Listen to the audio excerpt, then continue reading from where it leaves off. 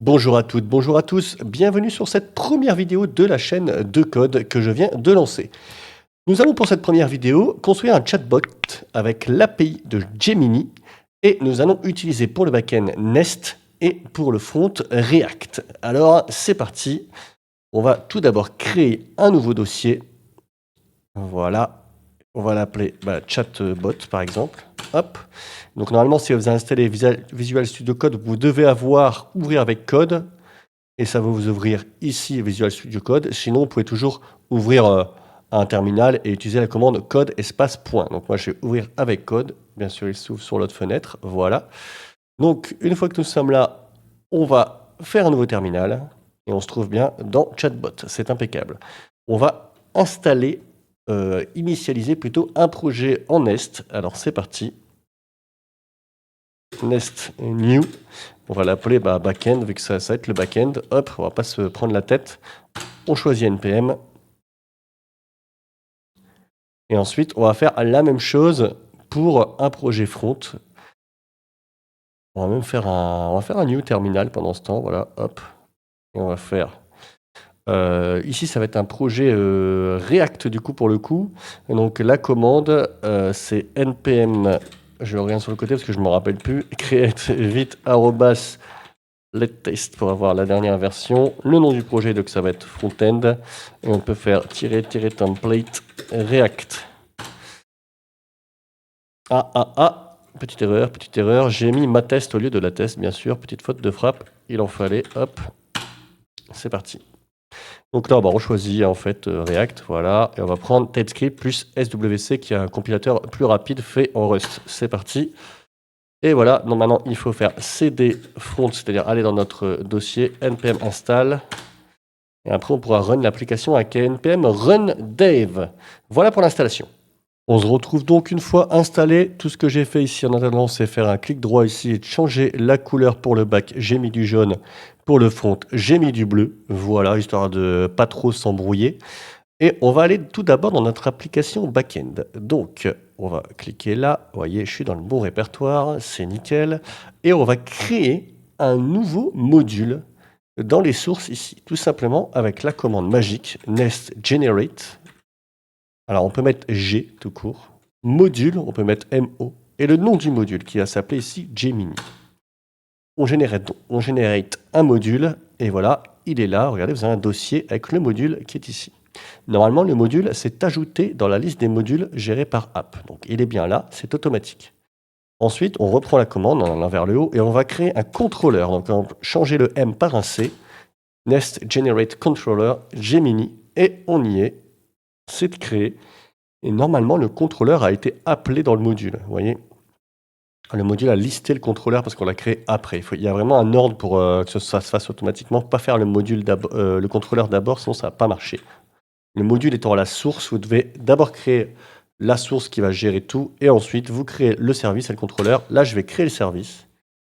Et voilà, le service s'est ajouté automatiquement là. On a un service, et vous avez remarqué qu'on a également des fichiers spec. Ce sont des fichiers de tests qui se créent automatiquement avec des tests de base. Voilà, concernant le service, il ne se passe rien, c'est juste une classe service. Et le contrôleur, il est là, il ne se passe rien. Alors moi, je me suis créé des petites macros. Quand je tape SERV, hop, j'ai un service tout basique qui apparaît ici. Et ce service tout basique, tout simplement, il va console log Gemini Service Triggers. Donc, il console le nom du service et trigger. Ça veut dire qu'il a été activé. Donc, voilà, je vais sauvegarder là.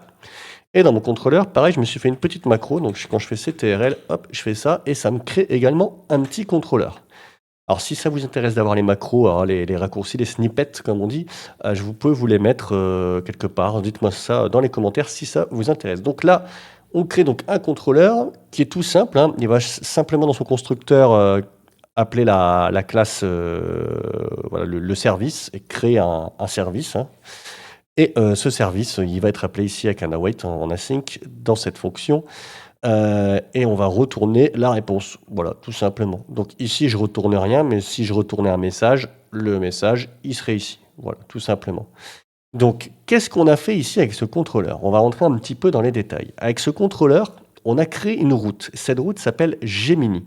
C'est-à-dire que dans votre application, L'application, elle va tourner sur le port 3000 par défaut. Vous pouvez également mettre un port différent dans vos variables d'environnement. Là, on ne va pas le faire, on va laisser 3000. Sur le port 3000, si vous faites 3000 sans rien, donc 3000 la route slash, on va dire la route de base, vous allez arriver ici sur le app module. Le app, c'est la base, c'est le slash. Et le app module, il va avoir un contrôleur qui appelle un service, et ce service, il retourne la string hello, tout simplement. Voilà. Donc ici, si on tape la commande npm run start dev pour lancer tout simplement l'application. Voilà, quand vous êtes donc sur localhost 3000, vous avez un magnifique Hello World qui vous arrache les yeux avec un fond blanc. Donc là, il ne fallait pas regarder ça dans le noir. Hein. On va tout de suite repasser ce parce que ça fait trop mal aux yeux, n'est-ce pas? Et donc ici, vous avez votre Hello World qui est magnifique. Et si vous allez sur la route Gemini, du coup, vous allez avoir sur /Gemini, vous allez avoir normalement dans la console ce que le service va écrire, c'est-à-dire ceci. Donc, on va retourner, attention, ça va faire mal aux yeux, sur /Gemini. Et voilà, on a ça. Normal, la réponse, il n'y a rien. Mais par contre, on va regarder notre petite console, et on a donc bien ceci qui apparaît, Gemini Triggered. Dans la même veine, pour vous expliquer un peu comment ça marche, ici j'avais mis par exemple blabla, ouais, blabla, eh bien sur la route Gemini /blabla, on appellerait ce service. On va le vérifier tout de suite. Check. On va faire Gemini /blabla. Et là, on va avoir un deuxième trigger de service Gemini qui va retrigger une deuxième fois. Voilà comment ça fonctionne, ok? C'est aussi simple que ça. Ici, on crée des routes et on les appelle. Bref, ça c'était pour notre backend, pour initialiser notre backend. Maintenant, oui, il est là, j'avais oublié d'appuyer, je pense. Il est là, le deuxième trigger. Maintenant, ce qui va se passer, c'est qu'on va aller voir ce qui se passe un peu sur notre application React. Maintenant, on sait comment créer des routes et on en aura besoin plus tard. On va laisser un peu ça de côté et on va aller sur notre application React. Commençons par ceci.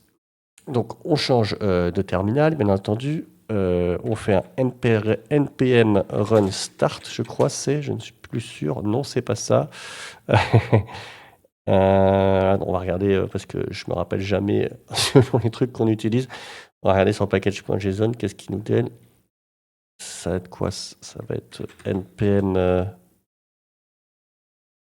start dev aussi? Non, npm run, tout simplement. npm run dev, voilà. npm run dev. Voilà, donc là, vous voyez, sur Vite, il vous ouvre un port par défaut qui est ce port-là. Vous pouvez cliquer et vous allez arriver sur votre application. Donc là, c'est une application de compteur de base qui a été mise de base par le package Vite. Vous installez ça par défaut. Ça, on va tout virer pour pouvoir faire notre application. Donc, on va faire un peu de nettoyage pour commencer. Dans SRC, dans App, on va virer le CSS déjà. On va virer le CSS de Index également. Voilà, les fichiers, même on pourrait peut-être même les virer. Pour l'instant, je les garde, mais en vérité, c'est pas très intéressant de les garder. App.tsx, vous voyez, vous avez votre compteur, etc. On va pas s'embêter, c'est ce qu'on va faire. On va tout virer et on va faire une nouvelle macro RFC qui crée tout simplement une application qui dit app, enfin qui dit le nom du composant. Ici, c'est app. Voilà, on va le voir. Ça fait app, ça fait mal aux yeux, c'est bon. Donc, on a créé notre page app et on va faire ça bien parce qu'on n'est pas des bourrins. On va créer un dossier components, même s'il n'y aura pas beaucoup d'utilité ici pour la démonstration, mais faisons-le quand même. Et on va créer un nouveau fichier qu'on va appeler par exemple chat interface. Chat interface et bien sûr .jsx car c'est du JSX qu'on a ici. Donc, pareil, on va utiliser ici la commande RFC pour créer Oui, d'ailleurs, c'est pas JSX, c'est TSX, parce qu'on est sur du TypeScript. Monsieur a raison, qui me corrige, voilà. Parfait. Chat interface qui est là tranquillement. Et puis là, ce qu'on va faire, on va faire comme ça, paf. Ici, on va appeler chat interface. Voilà, tac. On va fermer comme ceci. Et normalement, magie, on va retrouver chat interface ici. Voilà qui est fait. Donc on a le début de notre mise en place qui est prêt pour le front. Et maintenant, ce que je vais faire, c'est que je vais mettre j'ai coupé un peu en deux l'écran pour pouvoir mettre le front sur la droite. Et comme ça, on verra tout en même temps qu'on modifie. Je fais ça tout de suite. Voilà qui est mieux. Donc, moi, je vais utiliser du SCSS ici. Donc, on va renommer app pour SCSS. Il va un peu bouder hein, parce qu'il va pas être très content. Ici, on va dans app.tsx, on va importer app.scss et il va falloir installer quelque chose, un compilateur pour app.scss. Voilà, il va dire oh là là, je suis pas content, non, pas de ça chez moi, tout ça. Moi, il faut installer ça, sinon je veux pas le faire. Donc, bah écoute, on va le faire, voilà. Et on va t'écouter, mon gars. On va faire comme tu as dit. Et donc, on va lui installer ça. On va redémarrer l'application, bien entendu. Et ça va aller. Voilà, app.css. Ici, on va changer ça. On va mettre une div. Hein. On va mettre une div. Voilà, non, ça se fait automatiquement. Très bien. On va mettre une class name. On va mettre app hein, comme class name. Et puis, dans notre CSS, SCSS, donc ici, on va tout simplement faire du CSS de base pour centrer ici sur la page. Donc, vous allez voir, Display Flex, Justify Content Center, on centre notre interface qui sera donc centrée ici. On peut fermer ce fichier, on n'a plus besoin. On va aller maintenant dans Chat Interface et on va créer un nouveau fichier SCSS. On va l'appeler Chat Interface.scss. Voilà. Tout simplement, ce qu'on va faire ici, on va mettre une div, je l'avais déjà fait, une div qui va s'appeler container, avec un class name container, dans lequel on va mettre notre mot chat interface. Voilà, tout simplement. On peut même faire un petit peu mieux en faisant ça. Voilà, ce sera très bien. Et ici, on va mettre point container, du coup, et on va, pour commencer, pour voir si ça marche bien, moi j'aime bien mettre un truc très très moche, donc on va mettre un background color red. Vous voyez là, bien sûr, ça ne fonctionne pas parce qu'il faut import notre fichier SCSS. Voilà. Et normalement, voilà, c'est moche. C'est bien ce qu'on veut. Super. Donc, on a ici notre container qui va contenir donc, notre chat. Bon, je l'ai appelé container, c'est pas forcément un super bon nom, mais là, je me prends pas trop la tête pour les namings hein, sur cette vidéo. Ça va être plus une vidéo sur Gemini. On va donc faire deux choses là-dedans. Donc, en fait, ce qu'on veut, c'est avoir une fenêtre de chat. Hein. On est d'accord, c'est ça qui nous intéresse. On va enlever le background quand même, qui est dégueulasse. Et on va là-dedans avoir donc, on va dire, une première section, une première div qui va être le chat en lui-même. Donc, c'est là où on va avoir les messages du bot et nos messages également. Alors on va mettre ça ici. On a le chat. Voilà. Et en dessous, on va avoir ce qu'on voudrait avoir, c'est là où on va rentrer nos messages. Un input. Ici, on va rentrer nos messages. Voilà. Ça va nous donner ça. Vous voyez, c'est magnifique. Ça, on définit un peu les sections comme ça. Moi, j'aime bien faire ça en React, c'est-à-dire commencer par faire vraiment du très très basique où on ne va pas se prendre la tête. On va regarder qu'est-ce qu'on veut faire vraiment sur notre application. On veut un endroit où on va voir le chat et un endroit où on va rentrer les messages. Voilà, on est d'accord, c'est comme ça que ça va se passer, tout simplement. Eh bien, pour ce faire, on va commencer à faire un peu de CSS. Donc, ça va être assez simple. On va définir une hauteur, on va mettre 720 pixels, voilà, ainsi qu'une largeur, hein, parce que pourquoi pas, voilà, de notre fenêtre, ce sera très bien. Ensuite, on va faire un display flex, parce que ce qu'on va vouloir faire, c'est mettre les objets les uns au-dessus des autres, pardon, donc le chat et l'input va être en dessous du chat, hein. Donc on va faire un flex direction column, donc pour les mettre en colonne. C'est déjà le cas là, ils sont déjà les uns au-dessus des autres, mais voilà, hop, très bien, je vais sauvegarder. Ensuite, on va mettre, pourquoi pas Un petit border radius, tiens. On va mettre une bordure d'abord. On va mettre une bordure, on va mettre un pixel solide gray, je vais mettre, tiens. Voilà. Voyez, on a notre truc. Alors je trouve que ce gray, il est pas très bien, donc je vais cliquer là-dessus, puis je vais changer. Oh, ça marche pas. Je sais pas pourquoi. Et un border radius de 15 pixels, voilà, pour arrondir les angles. Très bien. On va mettre un margin et un padding de 20 pixels. Voilà. Voilà, on est comme ça. Et donc, regardez, je vais utiliser cette extension-là que j'aime bien. Qui va... Hop, je mets le background comme ça. On voit qu'on a nos deux sections qui sont l'une au-dessus des autres, mais c'est pas exactement ce qu'on veut finalement, puisque ce qu'on voudrait, nous, ce serait que la première section prenne toute la place et que la deuxième section soit ici en bas pour rentrer les messages. C'est ça qu'on veut à la base. Alors, pour ce faire, c'est simple, on va regarder comment est structuré notre HTML ici, notre G6, notre TS6 même. On a ici une div chat qui est dans la div conteneur et un input qui est aussi dans la div conteneur. Donc en fait, on va mettre chat et on va lui dire flex 1. Flex 1, ça veut dire tu prends toute la place qui reste.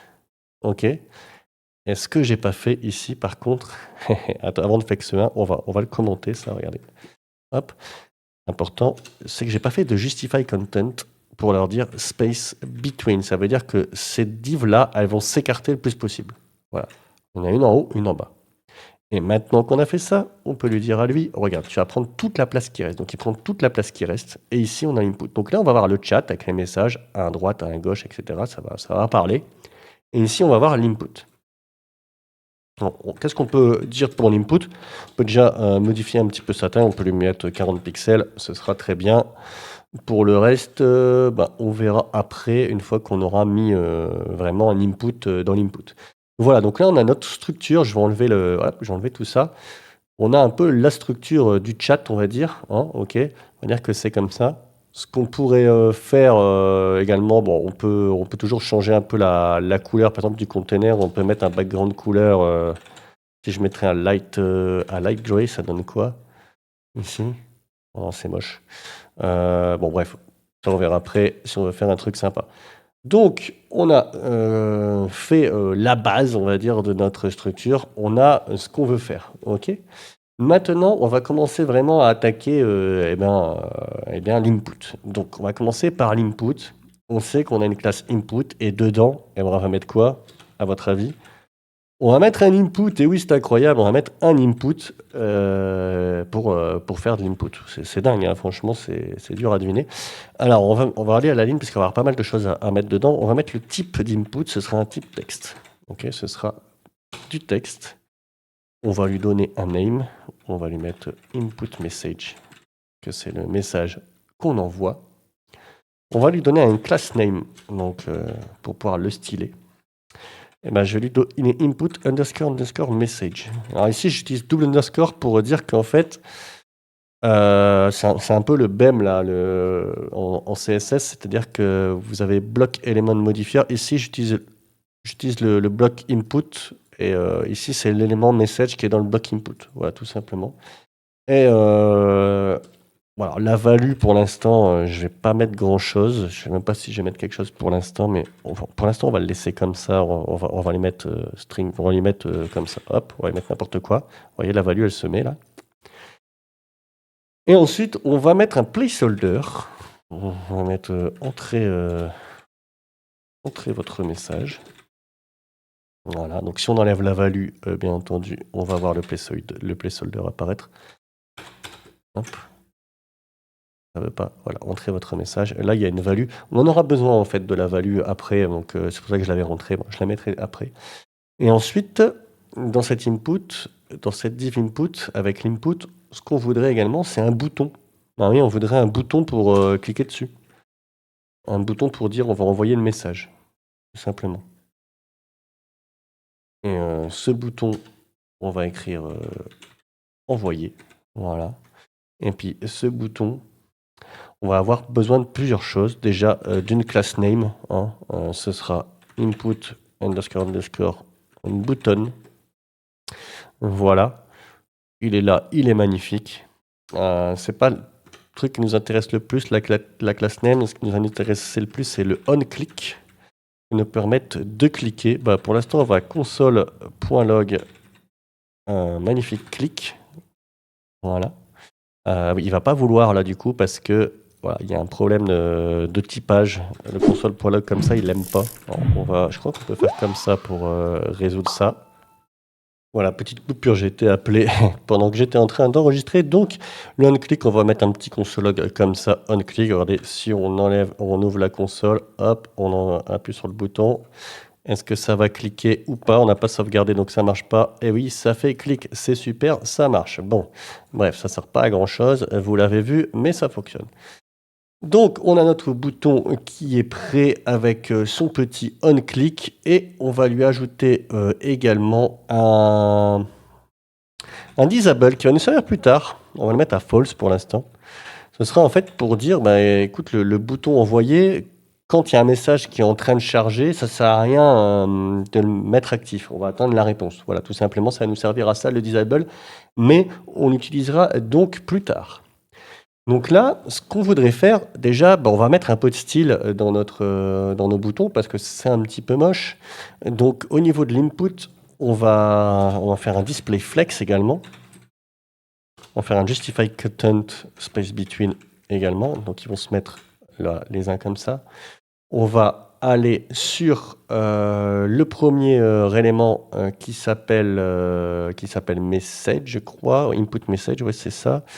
Donc on va faire underscore message et celui-là on va le flex 1 comme tout à l'heure, c'est la même logique pour qu'il prenne toute la place. Voilà, il prend toute la place et là vous voyez ce qui se passe, c'est qu'ici on a une petite double bordure, donc on va enlever la bordure de droite. D'abord on va mettre une bordure sympa, on va mettre un pixel solide, on va mettre light gray. Ça ne marche pas, pourquoi? Parce que j'ai pas mis de point virgule ici, voilà. Hop, solid light gray. La bordure elle est un peu plus sympa. Et vous voyez, je trouve que le placeholder là il est un peu trop collé, donc on va lui mettre aussi un petit padding left de 15 pixels. Voilà, ça fait mieux, c'est un peu plus aéré. Et on va également enlever la bordure à droite. Donc border-oh, j'arrive pas à l'écrire, un border-right. On va mettre none. Vous voyez, ça a enlevé très légèrement la bordure de droite. Là, on voit encore la bordure avec l'autre bouton. On va faire un truc un peu plus sympa quand même. Donc ça, c'est pour message. Ouais, cette ligne de message.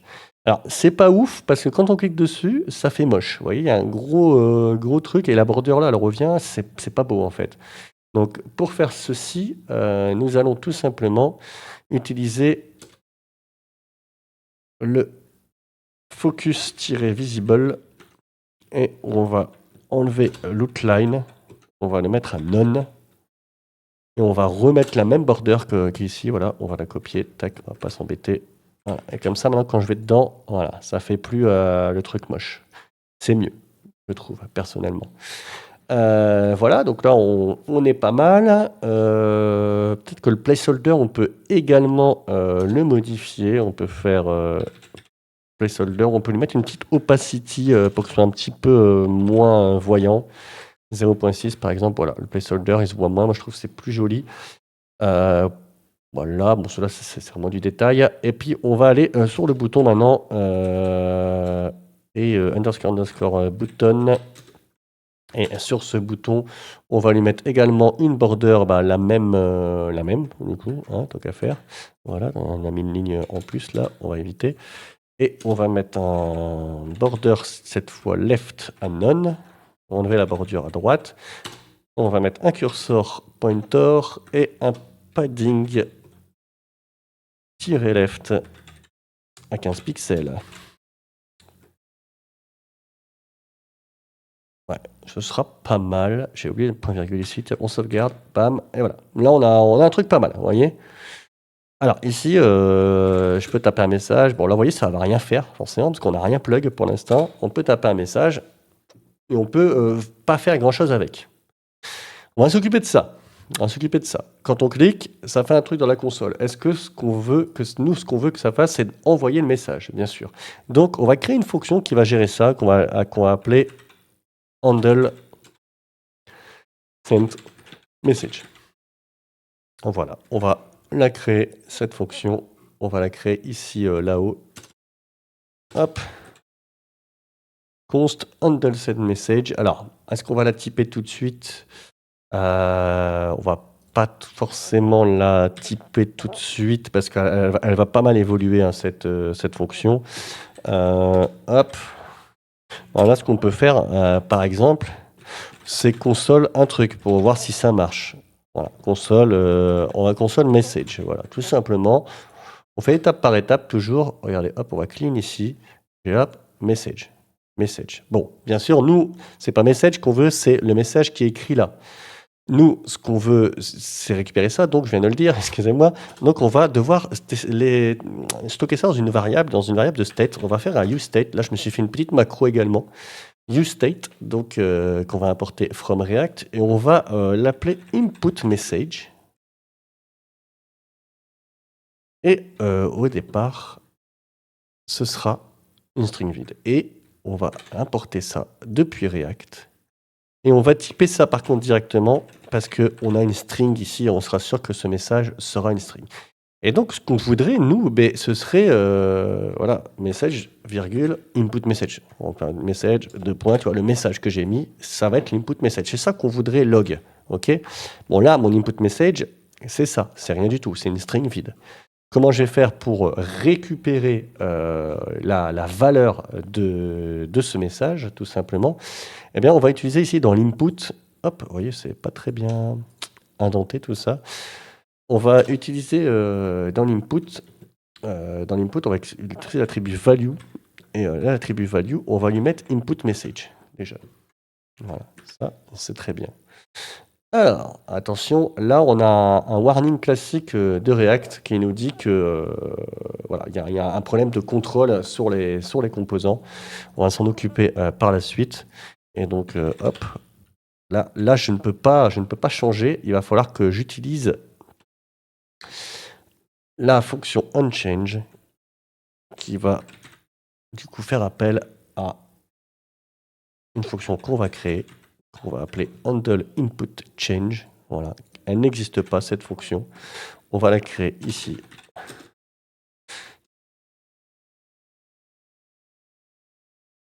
Voilà, tout simplement. Je devrais peut-être me faire une macro pour ça aussi, ça irait plus vite. London input change. Alors déjà, ça va prendre un event et ça va retourner rien du tout. Donc on peut déjà la typer en void pour le retour. Hein. Elle va prendre un event. Pour l'instant, on va pas le typer l'event. Je vais vous montrer pourquoi. Et ce qu'on va faire quand ça change, on va faire un set input message. Donc on va setter la valeur du message en prenant iTarget .value. Voilà. Et vous voyez, alors il me dit que c'est un type any. C'est pas forcément vrai, on va pouvoir le typer. On va lui mettre any s'il est content pour l'instant, on le typera après. Et donc maintenant on va tester ça. J'ai fait sauvegarder, ça n'a rien à voir. Envoyer. Et on a message UU ici dans la console. Hop, on va refresh tout ça. Donc on va faire UUUU. Envoyer. Et on a message de point UUU. Donc ça fonctionne. Ici, on récupère bien la valeur d'une input avec value en prenant le onChange. On appelle la fonction handle input change. Je vais baisser un petit peu ça pour qu'on ait un peu plus de visu. Et l'handle input change va appeler un event. Et cet event, grâce à cet event, on va prendre la valeur, target.value, on va la mettre dans le state. Très bien. Maintenant, ce qu'il faut faire, déjà, on va typer cet event là. Alors, cet event, tout simplement, ça va être un change event. Alors, c'est quelque chose qui vient de React, ça. Hop, je vais juste vous le copier. Ici, on va l'import de React.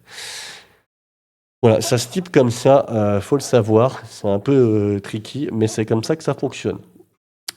L'event, c'est le change event HTML input element, pardon.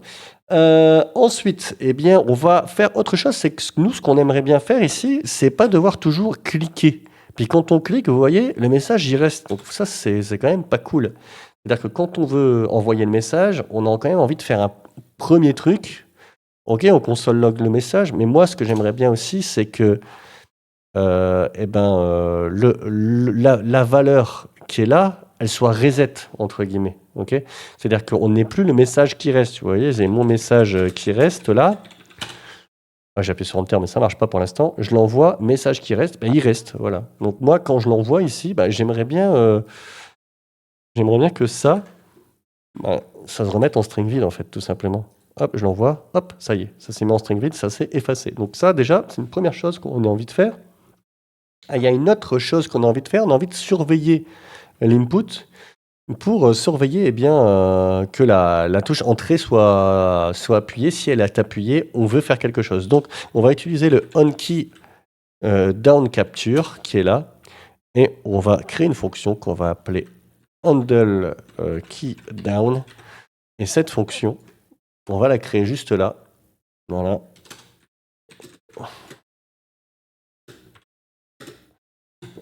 Il faudra vraiment que je fasse une macro. Et cette fonction, elle va prendre aussi un event, mais ça va pas être le même genre d'event. On va le typer tout de suite parce que ça va être un keyboard event. Là, c'est facile à... Un keyboard event. Et toujours pareil. Hop. HTML. Il faut que j'arrive à le taper. Donc, je vais le prendre du dessus. Hein, je ne vais pas m'embêter. CTRL-C, CTRL-V. Et donc, elle va retourner void aussi. Elle ne va rien retourner, cette fonction. Et on a donc, il va falloir surveiller tout simplement l'event.key. Et est-ce que c'est égal à enter? OK. Et là, on va faire quoi? On va appeler cette fonction. Hop, je la reprends. Voilà, tout simplement. Alors, on n'a pas de... d'import là-dessus. Ça, je peux l'importer, le React, non? Ah, c'est bon. Voilà, tout simplement. Donc, si jamais c'est enter, on appelle la fonction. Non, tout simplement. On peut même faire un return à la fin si on veut. C'est pas forcément obligatoire, mais allons-y. Hop, tac, on va reset un peu. Là, je fais hello, j'appuie sur enter et on a le message qui est hello. Voilà pour le début. Donc ça, c'est plutôt pas mal. Pour un petit début, on a commencé vraiment à faire notre fenêtre de chat qui est comme ça, voilà, qui est très très simpliste, hein. Mais ça fonctionne, on arrive à envoyer des messages et à les loguer dans la console. Bon, bien sûr, c'est pas ce qu'on veut à la fin, hein. Ce qu'on veut, c'est quand même avoir vraiment un appel à l'API de Gemini. Et c'est là qu'on va pouvoir se pencher un peu plus sur comment appeler notre back-end et lui envoyer un message. Alors, ce qu'on va faire, on va tout d'abord créer un nouvel useState. On va l'appeler isLoading. Est-ce que c'est en train de charger? Et ce sera donc set isLoading. Hop, ce sera donc un booléen. On va le typer tout de suite en booléen. Boolean, voilà. Et cette variable va nous servir. En fait, on va l'utiliser déjà dans le disabled. On va dire si ça charge, c'est désactivé. C'est-à-dire que si je suis en train d'attendre une réponse de mon back-end, je désactive le bouton envoyer. Ensuite, on va également dire si ça charge ou alors si jamais le texte que j'envoie est vide. Si jamais le texte que j'envoie est vide, on va vouloir également disable ce bouton. Et pour ce faire, on va simplement prendre input message.trim parce qu'on va enlever les espaces, que s'il est vide mais c'est que des espaces, pareil, ça ne sert à rien. Eh bien, si jamais, par contre, on va faire un note, bien sûr, si jamais not input message.trim, ça veut dire que l'inverse de input message.trim, si jamais c'est true, c'est disabled. OK? Donc là, on va vérifier que ça ne charge pas et qu'on n'a pas un message vide, tout simplement. Voilà. Là, le bouton, vous voyez, c'est vide. Donc, voilà. Par contre, tu ne peux pas appuyer dessus, mais le curseur, il est encore en pointer. Ça, je pourrais le changer avec du CSS et mettre, par exemple, un curseur avec un sens interdit, voilà, un symbole interdit. Ça, on peut le faire tout simplement en changeant la class name. Par exemple, on pourrait rajouter ici dans la class name, s'il est disable, eh ben, la class name, on rajoute ou on enlève tel attribut. Ça, je le ferai peut-être tout à l'heure. C'est pas pour l'instant très important. Donc voilà, ça, on s'est occupé de ça. Et donc, nous, ce qu'on veut faire, c'est qu'on se dit, ben, ok, cool. Moi, quand j'envoie mon message, la première chose que je veux faire, c'est que je veux set isLoading. Je veux le set à true. Je veux dire, ça charge, ok? Ça charge. Là, je fais mes trucs. Là, on va dire, je fais mon appel. Mon appel, d'ailleurs, c'est comme ça. Et après, à la fin, je le remets à false. Il load plus. Pendant qu'il load, pendant qu'on fait l'appel, ça load, et après, ça load plus. Voilà, tout simplement, c'est ce qu'on veut ici faire. Donc, la première chose qu'on va faire, c'est qu'on va se mettre un petit, comment dirais-je, un petit garde au début de la fonction. On va faire un petit if. On va regarder le input message. On va trim également. On va regarder s'il n'y a pas. En fait, s'il y a rien, on va return. On va rien faire s'il n'y a rien. Ça sert à rien. Tu as un message vide, tu as un message avec que des espaces, tu fais rien. Tu ne fais pas du tout appel à ton API. Ensuite, la première chose qu'on va faire directement derrière, c'est set loading à true. Et ensuite, on va devoir utiliser également un autre useState pour stocker les messages qu'on va envoyer. Donc, on va faire... on va utiliser ma petite macro, ce sera mieux. On va l'appeler message. Donc, c'est les messages en général. Pas forcément le message d'input, mais tous les messages. Ici, on va utiliser un tableau. Du coup, on va utiliser un string array, un tableau de string. Et par défaut, ça va être un tableau vide. Donc, pourquoi on fait ça? Mais pour pouvoir en fait avoir une historique des messages qu'on va envoyer, on va avoir besoin de faire ça, d'avoir tous les messages dans un tableau, tout simplement pour notre API. Et donc, ce qu'on va faire, c'est qu'on va, avant de mettre le message, en fait, avant que ça devienne une string vide, on va set les messages, le tableau de messages. On va prendre les previous messages. Bon, je vais écrire prev, mais je peux écrire previous. On va l'écrire en entier. Previous message. Et on va faire tout simplement un nouveau tableau. On va prendre les previous messages. On va les spread et on va mettre input message. Donc en fait, ce qui se passe là, je vous explique tout simplement, c'est que vous allez invoquer cette fonction qui met à jour le state des messages. Vous allez prendre tous les messages qu'il y avait avant. Vous allez les conserver en faisant un spread opérateur comme ceci. Et ça va donner un tableau avec, par exemple, vous avez un tableau comme ceci, je vais vous écrire. Vous avez par exemple un tableau avec le message comme ça, le message celui-ci. Donc le spread opérateur, il va faire quoi? Il va tac, tac. Il va vous faire, je le remets après entre parenthèses, donc après entre crochets, pardon. Ensuite, vous allez faire ça. Vous allez virgule, vous allez rajouter le nouveau message. Voilà. Et ensuite, vous allez remettre un tableau autour. C'est exactement ce que je fais avec cette fonction-là. C'est qu'en fait, je spread, c'est-à-dire que j'enlève tout du tableau en gardant l'ordre.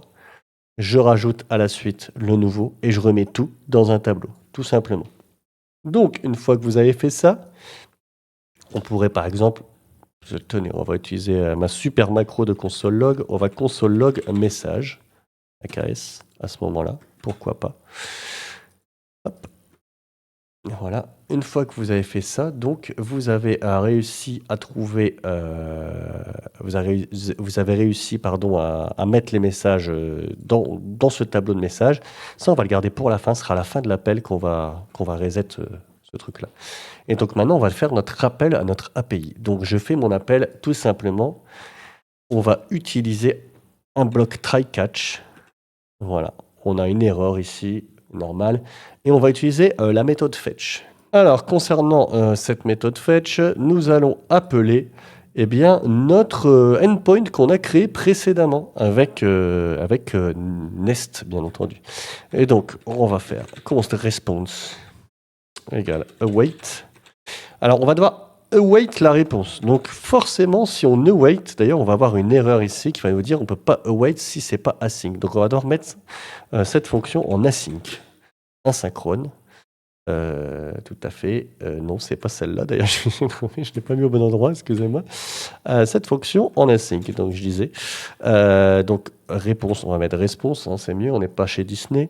On va appeler notre adresse et ensuite il y aura les paramètres. Donc, notre adresse, c'est simple, entre guillemets, c'est tout simplement l'adresse du port sur lequel on a déployé l'application. Donc, ici, on est sur localhost 3000 /Gemini/chat.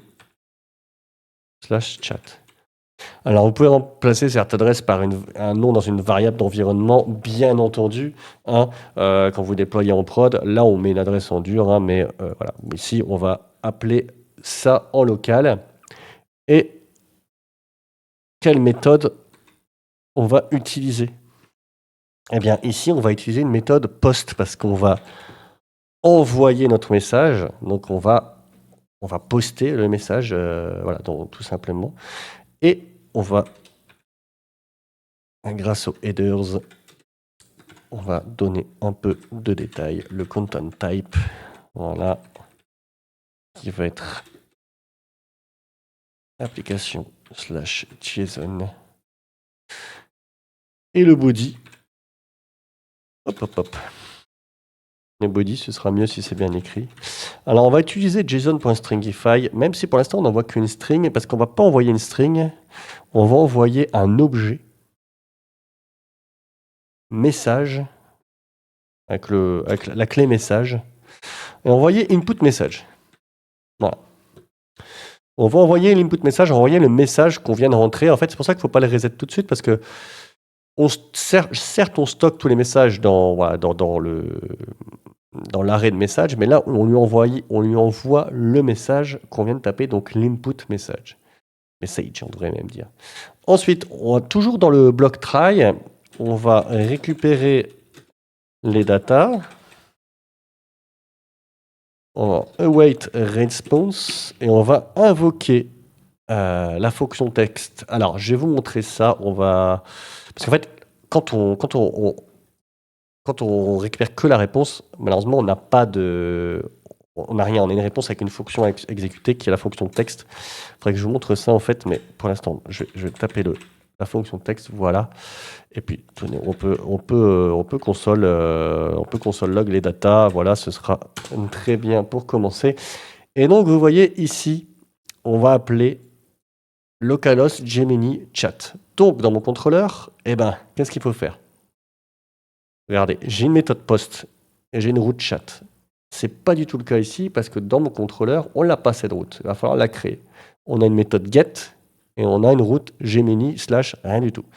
Donc, on va changer cette méthode get en méthode post. Il va y avoir un auto-import en haut ici, vous voyez. On va lui mettre chat ici, donc on va créer la route chat. Et on va récupérer ici le body du message. Et le body, qu'on envoie, et le body, il y aura une clé message qu'on a créée dans notre objet, rappelez-vous. On peut lui dire, message, c'est string, voilà. Donc là, le body, il n'est pas import, on va l'import, voilà. Et bien écoutez, ce qu'on peut faire là, on peut console message, on va le console, et tout simplement, on va sauvegarder. Alors, j'ai mon autosave qui ne marche pas très bien, j'ai des problèmes, hop, ouais, il faut faire ça à chaque fois, c'est un petit peu chiant. Attendez, hop, on va faire format de document, configure, et ça, à chaque fois, je suis obligé de le faire, je sais pas pourquoi. Voilà, c'est mieux. J'imagine que là, il va me... Bon, ça va, c'était pas trop mal. Donc ici, on va console log le message tout simplement. Donc on va retourner dans notre backend, vous voyez, il n'est pas planté pour l'instant. Et le front fonctionne. Eh bien, écoutez, si j'envoie un petit message ici, AA, alors... Ici, qu'est-ce qu'on a? Alors, on a une erreur qui est très intéressante. Ici, on va agrandir un petit peu. Vous voyez, ici, il y a ce message qui dit que, en fait, il y a un problème, c'est que la CORS policy de votre navigateur bloque la requête. Donc ça, entre guillemets, c'est normal, puisqu'on va devoir configurer notre backend pour lui dire d'accepter les requêtes et d'activer la CORS policy. Donc, Tout simplement, je vais copier du code que je vais aller mettre dans main.ts, qui est ici. Main.ts, c'est ça, votre rentrée pour votre application qui vous dit, voilà, on utilise app avec app module, on écoute sur ce port-là. Et avant d'écouter sur le port, il faut rentrer ce code. Alors, c'est un truc tout simplement, vous allez le copier, mais vous mettez l'origine de votre application. Donc ici, moi, mon application, elle tourne sur le port, d'ailleurs, c'est 74 ici. Eh bien, j'ajoute le port 74, donc on le voit qui est ici en haut. Si vous êtes sur localhost 8000 ou peu importe, vous devez mettre ce truc-là. Et voilà, ça pour être credentials true, etc., les méthodes que vous acceptez. En général, quand on fait ça, moi j'aime bien redémarrer quand même, dès qu'on touche à ça, j'aime bien redémarrer les applications. Voilà, et on va fermer ça déjà, tac, voilà, comme ça, hop. Et on va faire notre message. Hop, bonjour, c'est très bien. Et voilà, on a ici bonjour qui a été console log dans la console du back-end. Petit résumé de ce qu'on a fait jusque-là. On a créé une petite application front-end avec une input. On va pouvoir écrire quelque chose, l'envoyer. Ça va faire donc un appel. Hop, on va remettre quelque chose d'autre. On envoie. Ça fait donc un appel à la route chat. Ça lui envoie le message. La route chat qui est ici reçoit le message, le console log. Et ensuite, elle attend que le service lui réponde. Le service, il lui dit console log. Voilà. Et c'est tout. Ce qu'on pourrait faire, tiens, c'est envoyer le message ici au service. Elle va dire, ah bah non, parce que le service, il n'accepte pas de paramètres. Tu vois, il accepte 0 argument, il en a eu un. On va changer le service, on va lui dire, tu reçois un message qui va être une string. On va le typer. Et donc, hop, on peut dire, voilà, moi je console log ça, plus le message. Tout simplement. On peut lui dire ça. Donc, on va faire ça, hop. Et puis ici, hop, on va cut ici, on va dire, voilà. On envoie, et voilà. Donc, voilà, et trigger dans le contrôleur qui envoie au service qui va trigger le console log. Rien de sorcier. Au moins, vous voyez comment ça fonctionne au niveau de Nest. On a le contrôleur qui appelle le service. Le service, c'est lui qui va être en charge de faire toute la logique et il va renvoyer les datas au contrôleur. Le contrôleur, c'est juste un passe-plat. Il va passer des données au service. Le service va faire son calcul, va faire tout ce que vous avez besoin de faire et il va tout renvoyer après au contrôleur. C'est comme ça que ça fonctionne. Donc ici, on est bien d'accord, ça fonctionne, on est content. Maintenant, qu'est-ce qu'on va faire de ce message qu'on reçoit? Eh bien oui, parce que c'est bien beau d'envoyer un message au service, mais qu'est-ce qu'on va faire avec lui? Eh bien, on va utiliser maintenant, c'est maintenant qu'on va l'utiliser, l'API de Google Gemini. Et pour ce faire, on va devoir aller chercher une clé d'API. Voilà. Pour ce faire, vous allez aller sur cette adresse, aistudio.google.com, et vous pouvez avoir une clé d'API. Voilà, moi j'en ai déjà une, donc je ne vais pas le faire. Vous obtenez une clé, vous la copiez, et vous allez créer une variable d'environnement où vous allez coller votre clé d'API.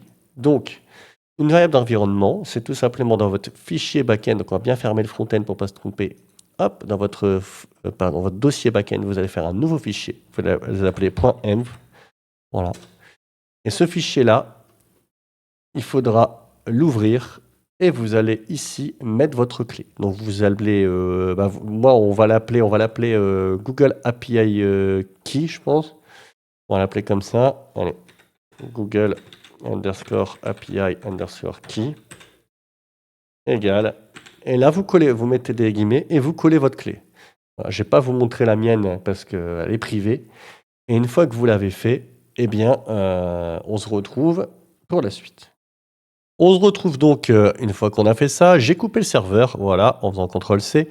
Et je vais installer un package dont j'ai besoin, dont vous allez avoir besoin également, qui s'appelle .env. C'est pour gérer les fichiers d'environnement, tout simplement. Donc vous allez faire npm i.env, installer le package. Et voilà. Et ensuite, vous pouvez relancer votre application. Donc, ici, ce que nous allons faire, nous allons avoir besoin Ah oui, il y a autre chose installé d'ailleurs, je crois. Oui, ça va être ce dont nous allons avoir besoin. D'ailleurs, il va falloir installer Google Generative AI. Voilà. Ensuite, vous pouvez relancer. Donc, une fois que vous avez installé ça, vous allez pouvoir utiliser, tout simplement, le Google Generative AI. Donc, on va faire un private et on va Google Generative AI qui va s'importer automatiquement de from @google/generative-ai. Et on va créer un constructeur pour notre classe. Dans ce constructeur, nous allons définir un service. On va l'appeler config service. Hop, si j'arrive à taper correctement. Voilà. Et il sera de type config service. Voilà. Hop. Alors, ce config service, on peut l'importer normalement de nest.js/config, mais oui, il faut que je l'installe également. Donc, on va faire un npm install @nest.js/config. Voilà. Il y a 3 trucs à installer en fait. Hein. Hop. En fait, c'est ce paquet qui va utiliser le .env pour vous récupérer votre API key. Et dans le constructeur, on va récupérer donc l'API key, donc API key. On va utiliser le service thisconfig.service.get. Et on va get quoi? Et on va get la Google API key, Google _API _key. C'est ce que nous avons défini dans notre fichier environnement et on va le typer tout de suite parce qu'il s'agit d'une string, tout simplement. Voilà, donc à ce niveau-là, dans le constructeur de votre classe, vous allez récupérer votre clé API que vous allez pouvoir configurer, utiliser un peu plus tard. Et on va l'utiliser tout de suite. On va utiliser le GenAI qu'on vient de créer. Et on va faire un new Google Generative AI et on va lui passer l'API key. C'est comme ça que ça fonctionne en fait, tout simplement pour créer une nouvelle intelligence artificielle, entre guillemets, un nouveau chatbot qui va utiliser votre clé. Voilà, normalement, vous devriez avoir une erreur ici. Quand vous remontez, regardez, hop, c'est tout rouge, qui vous dit que le config service n'est pas importé dans Gemini Module. Donc, ce config service-là, pour qu'il fonctionne, tous les services doivent être importés dans les modules où ils sont utilisés. Et donc, il va falloir l'importer à côté du Gemini Service. Et là, vous allez faire un auto-import. Vous allez sauvegarder. Et normalement, magie, l'erreur, n'est plus là. Donc, maintenant qu'on est là, on va devoir faire la magie, c'est-à-dire pouvoir utiliser l'intelligence artificielle en question de Gemini. Donc, nous allons faire un try-catch block. Dans le try, nous allons définir un modèle. Ça fait partie de la documentation de Gemini et de Google AI. Donc, c'est simplement qu'il faut générer un modèle. Donc, on va utiliser le GenAI qu'on avait créé précédemment. Et on va faire un getGenerative model. Et on va passer en modèle. On va utiliser Gemini Pro, qui est donc le modèle de texte, tout simplement. Il y a plusieurs modèles. Il y a un modèle d'image, par exemple. On y reviendra peut-être dans une autre vidéo. Ensuite, on va récupérer un résultat. Et on va devoir await parce que c'est asynchrone. On va utiliser notre modèle et on va utiliser la fonction generate content. Et on va lui passer le message justement qu'on a récupéré ici. Le message, on lui passe en paramètre de la fonction. Ensuite, on a quoi? On a la réponse. La réponse, c'est await. On va encore attendre. Le résultat qui était juste au-dessus, point response. Et normalement, il faut faire un point texte. Je vais vous expliquer pourquoi. D'ailleurs, c'est response, vous voyez, elle me le corrige, c'est pas bon. Je vais vous expliquer le point texte, j'ai dit que vous l'expliquerez. Si je console log ici la réponse, vous allez voir que c'est chelou. Par exemple, je passe le message, je dis bonjour. Voilà, ici, on a trigger ici. On n'est pas rentré là, vous voyez, ça c'est très bizarre. On dirait qu'on n'est pas rentré là parce qu'on n'a pas le trigger ici. Donc je vais faire un console log, on va essayer de débugger. On va faire ici, là. Voilà. Hop. Bonjour. Ici, là, et trigger. Et est-ce qu'on n'aurait pas une erreur ici? On va faire, à mon avis, j'ai oublié de console l'erreur. Hop, j'ai mis erreur, ça n'a pas marché forcément. On va mettre erreur ici, tac. Ah, ça y est. On a quelque chose. Voilà, on a une erreur. On a une erreur, c'est pour ça que ça ne marchait pas. Qu'est-ce qu'elle nous dit? Ah, il y a un problème de clé. Il y a un problème de clé qui n'est pas valide. Ça veut dire que, à mon avis, ça doit être undefined. On va regarder ça tout de suite. Je vais le console log ici, API key, et on va regarder si c'est undefined ou pas. Hop, bonjour.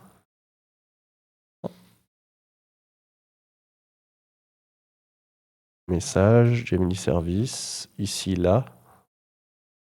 Et me console log pas.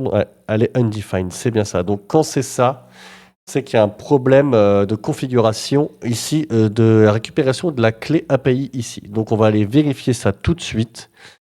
Pourquoi ça ne fonctionne pas? Alors, ça peut être dû à simplement une faute de frappe sur le nom de la clé. Je vais aller vérifier ça dans .env.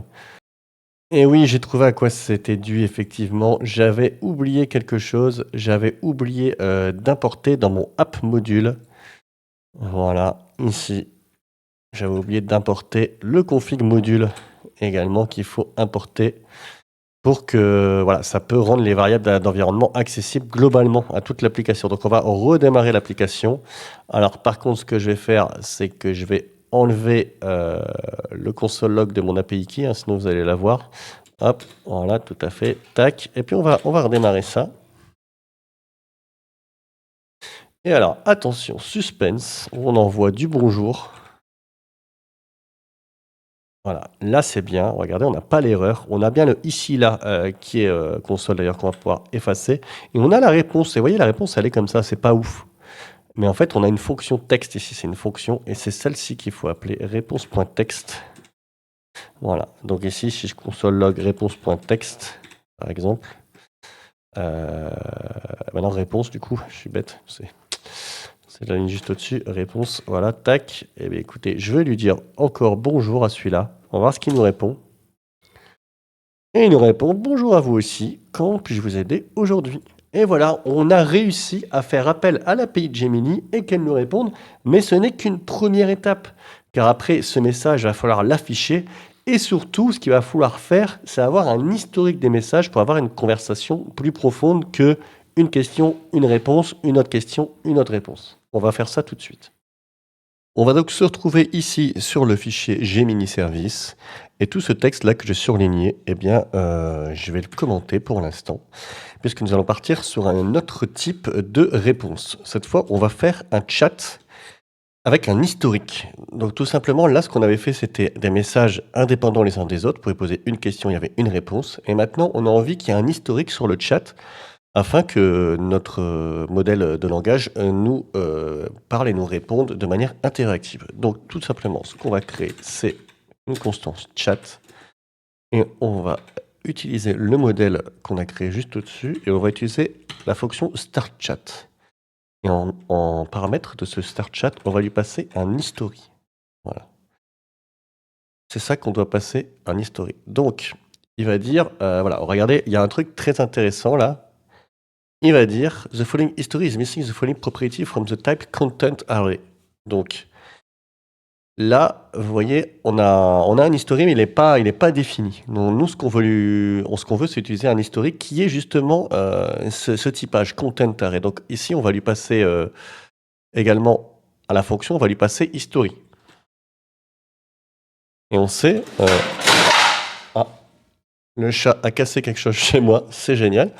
On sait donc que c'est content array, le type de l'history qu'on va passer. Voilà, tout simplement. Et on va l'import, vous voyez, un auto-import qui est possible de Google Generative AI. Et donc là, on a notre type, et on va aller jeter un œil sur ce type, c'est très intéressant, on va cliquer dessus. Et vous voyez qu'en fait, le content, C'est un arrêt, donc content array. Nous, le content, lui, n'est pas un arrêt. Il y a un rôle qui est de type string. Et il y a des parts. C'est un tableau de parts. Et on clique sur parts et on voit ce que c'est. C'est soit des text parts, soit des inline data parts, soit des fonctions, etc. Nous, on utilise le texte. Donc, c'est un type text string avec des optionnels, des propriétés optionnelles également. Voilà, on voit à quoi ça ressemble et ça va nous aider fortement pour tout à l'heure. On va se le garder de côté.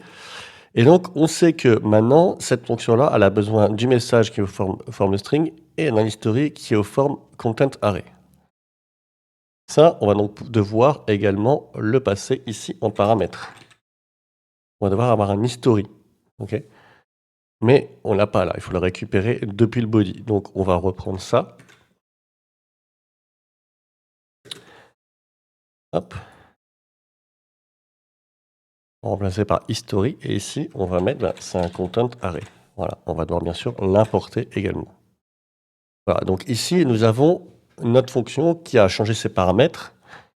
Celle-ci dans le service. Et dans le contrôleur, on récupère maintenant 2 paramètres de la requête qu'on va envoyer ici. Donc bien sûr, dans le chat interface, il faudra également envoyer un history et ne pas seulement envoyer un message. On va retourner d'abord dans le service pour finir ce qu'on était en train de faire. Donc le chat, on va prendre le result. On va faire une constante, c'est mieux quand même. Voilà, const result égale, on va await le chat point. Et là, vous avez, regardez, vous avez en plus l'autocomplétion de TypeScript qui est très bien. Eh bien, send message. OK, on va envoyer le message et on va prendre message. Voilà, comme ceci. On va prendre maintenant la réponse qui va être result.response.text. Ça, c'est pareil que au-dessus. Voilà. Et finalement, on va return cette réponse. Ça qu'on veut return. Ça, on va pouvoir l'enlever. Et par contre, on va gérer un petit peu mieux l'erreur. Donc ça, on va l'effacer maintenant. Voilà. On va gérer un petit peu mieux l'erreur qu'un console log. On va balancer une erreur. Et on va mettre... hop. Fail to generate response. Et on va mettre la réponse. Alors moi, j'ai un add-on qui me... Ouais, ça me met en backtick automatiquement. Ça s'appelle AutoBacktick. Un add-on pour VS Code qui est très pratique. Donc voilà, vous avez donc ici votre fichier qui est fini. Vous avez donc votre réponse. Alors, si vous voulez, on peut console log la réponse ici avant de l'envoyer. On va peut-être même la consoler. On peut la consoler ici, regardez, hop. Oui, on va la console data ici. Donc, allons-y, testons. Peux-tu deviner mon âge? Tu dois me poser une question à laquelle je dois répondre par oui ou non. Qui aura le droit à poser une nouvelle question.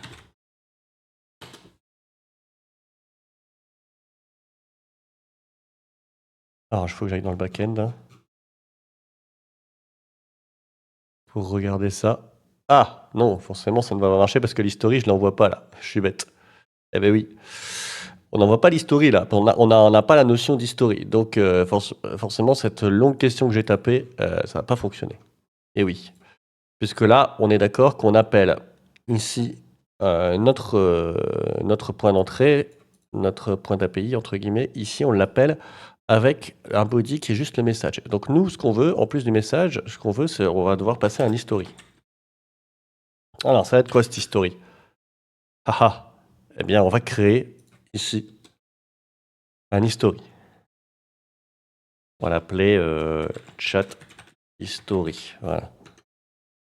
Alors, le typage de cette chose. Donc déjà, on va lui passer chat history ici. Voilà, tout simplement. Mais vous avez vu qu'il faut lui passer en fait un content array comme celui-ci. Donc, on va kill ça, hop. Ce qu'on va faire, c'est qu'on va devoir créer ici en local un modèle pour ça. Donc on va créer, écoutez, on va créer un dossier modèle ici dans source,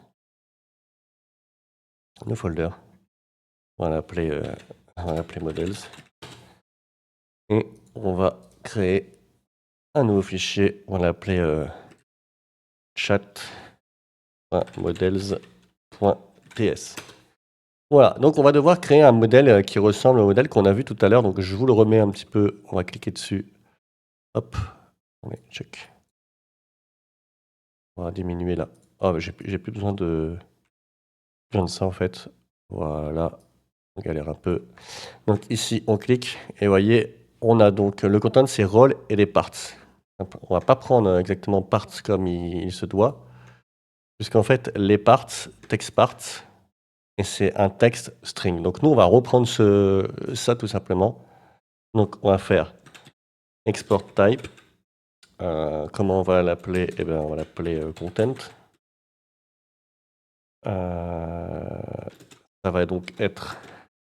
Oups. Les rôles, je me rappelle plus déjà, je n'ai pas de mémoire. Hop, si je reviens en arrière. Non, c'est pas là. Tac, tac, tac. Role string et parts. OK. Et ensuite...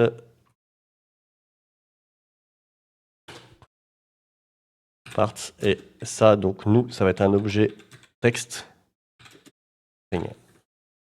Voilà, on va juste prendre ça. Et donc, on va typer ça ici. Et on va l'import. Et au début, ce sera initialisé à un tableau vide. Ensuite, ce que je vais vouloir faire, c'est changer le type de message qu'on envoie. Parce que pour l'instant, on envoie juste une string, mais on ne sait pas qui a écrit le message. Et qui a écrit le message, ça va être quelque chose d'important pour pouvoir dire c'est le bot qui écrit ou c'est l'utilisateur qui écrit le message. Donc ça, on va typer ça autrement. On va retourner dans notre modèle. On va exporter un nouveau type. Hop. On va l'appeler message et on va lui donner trois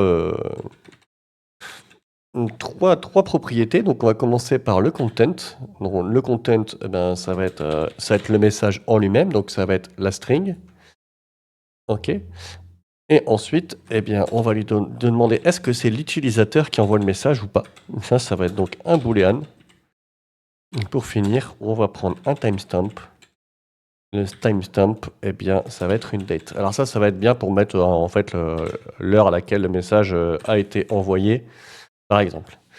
Donc, on va utiliser ce type message pour typer nos messages ici. Hop.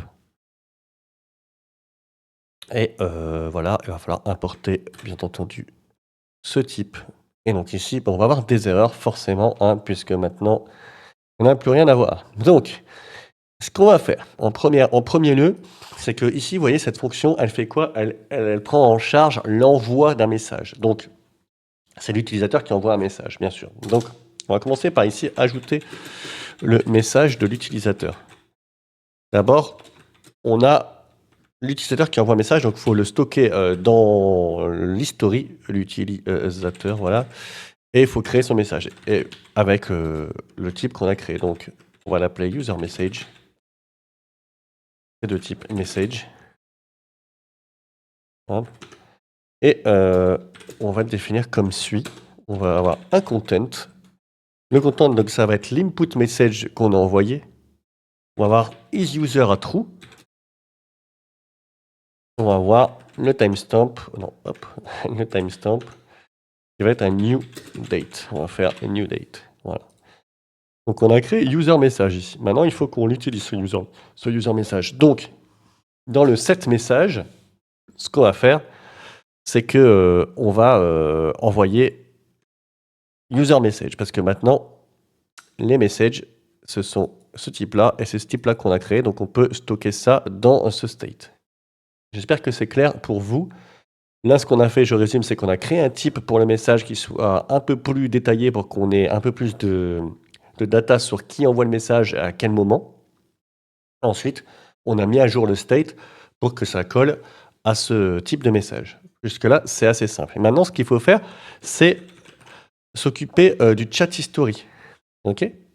Donc, on va également utiliser le previous. Donc, je vais mettre juste prev là parce que voilà, j'ai un peu la flemme. Et on va... pardon, hop, c'est pas ça du tout. On va faire prev, qu'on va utiliser comme ça. Et ensuite, on va faire la mise à jour de notre tableau. Donc, on va faire prev, donc previous chat history. Hein.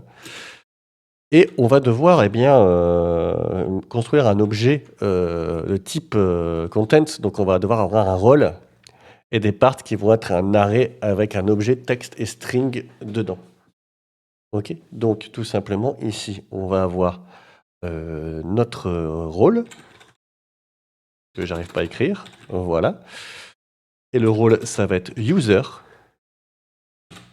Alors attention, ces rôles sont définis par l'API de chat de Gemini. Vous ne pouvez pas mettre n'importe quoi, sinon vous aurez une erreur dans la console. Si vous mettez rôle human par exemple et l'autre vous mettez rôle bot, ça marche pas. Il y a des rôles très définis, il y a une liste de 5 rôles tout à fait définis. D'ailleurs, on aurait peut-être pu adapter notre type également en mettant juste le type de rôle. On fera ça peut-être ça après, tiens, ce serait pas mal. Et donc, les parts, c'est un tableau, n'est-ce pas? Et c'est un tableau avec texte et qui va être le message, justement. Donc, c'est userMessage.content. Voilà, c'est comme ça qu'on va mettre à jour. Donc, je répète, on va prendre le previous, on va l'ajouter dans le tableau. Role user parts, je vérifie en même temps parce que comme j'ai des petites erreurs. Et normalement, ça me paraît pas mal. Ah oui, j'ai pas fait l'auto-format, il est toujours down. Ouais, il faut que je fasse ça à chaque fois. Il faut que je le configure ça. Très très bien. Donc, voilà. Donc là, il est pas content. Hein. Oh là là là, il est vraiment pas content. Donc on va essayer de résoudre son problème.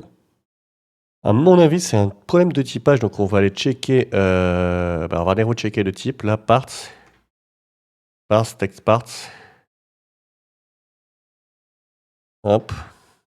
Ouais, alors je crois savoir pourquoi au niveau de mon... Ah, ici, il y a un arrêt normalement. Voilà. Ok, c'est bon. Voilà. Donc, nous avons mis à jour le chat history. Jusque-là, tout va bien. Il va falloir maintenant envoyer ça dans le body. Bon, ça, c'est déjà fait. On l'avait fait précédemment. Et on va regarder la réponse qu'on va recevoir. Très bien. Pour l'erreur, pour l'instant, on va console log l'erreur. Hein, on va rien faire de spécial. Par contre, il faut faire un finally. Un finally, c'est quoi? C'est une fois que vous avez fait tout ça, vous faites quelque chose. Qu'il y ait une erreur ou qu'il n'y ait pas d'erreur, vous allez faire votre finally. Et finally, eh bien, on va prendre ça. Hop. Et on va le mettre là. Voilà. D'ailleurs, ça, je pense qu'on va le mettre avant parce que ça risque d'être un peu long si on doit tout attendre. Ouais, ça, on va peut-être le mettre avant. Une fois qu'on aura ajouté le message, ici, on peut le mettre là, en fait, ça. Ce sera mieux. Voilà.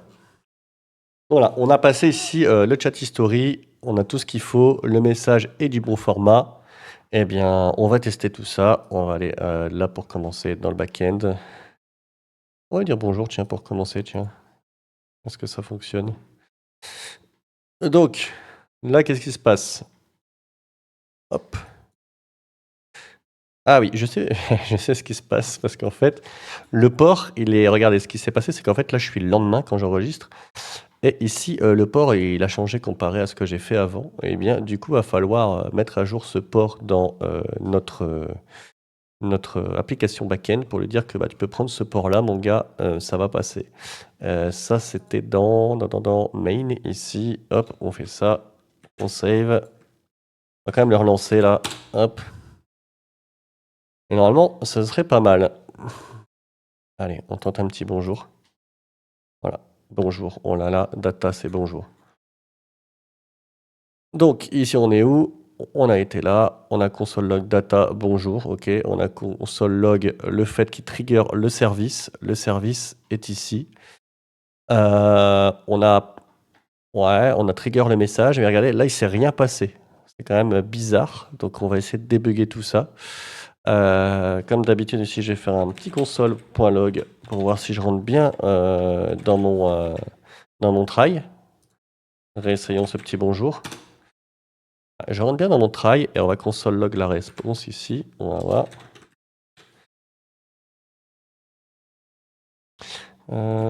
Comment vas-tu? Je vais bien, merci. Ça fonctionne là. Ok, très bien. La réponse. Ok, parfait. On va enlever ce petit console log, voilà, rigolo. Très bien. Donc maintenant, réessayons la petite phrase. Peux-tu deviner mon âge? Tu as le droit de me poser une question. Puis je dois répondre par oui, non.